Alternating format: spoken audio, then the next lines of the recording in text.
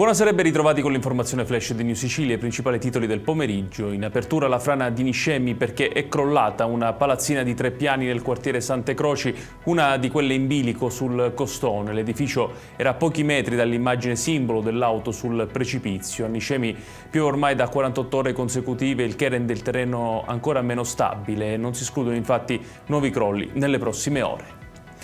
A causa di infiltrazioni d'acqua provocate dalla rottura di una tubazione è crollata una parte del tetto del pronto soccorso dell'ospedale Cervello di Palermo. Nel crollo è rimasta ferita un'operatrice sociosanitaria che ha riportato una frattura al setto nasale. A scopo precauzionale tutte le persone presenti nel pronto soccorso sono state subito trasferite in altre parti della stessa struttura sanitaria. L'equipaggio della Ocean Viking, la nave dell'ONG OSS Mediterranea, ha recuperato nel Mediterraneo il cadavere di una donna al largo del canale di Sicilia.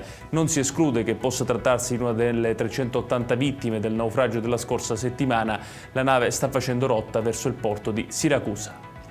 Adesso il calcio, tonfo del Catania di mister Toscano in trasferta a Potenza contro il Sorrento. Dopo aver sbloccato la gara nei primi minuti, i rossazzurri hanno subito la rimonta dei campani che hanno vinto per 3-1. Catania che rischia di perdere il primato in classifica in caso di risultato utile del Benevento.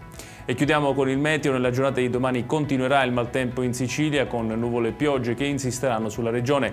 I rovesci più intensi interesseranno il litorale tirrenico e le zone interne. L'ingresso di aria secca dal pomeriggio favorirà rasserenamenti. La Protezione Civile ha diramato allerta meteo gialla per le province di Catania, Messina, Palermo e Trapani. Ed è tutto per questa edizione. Tutti i dettagli su queste notizie li trovate come sempre sul nostro sito www.newsicilia.it. Grazie per averci seguito e buon proseguimento di serata.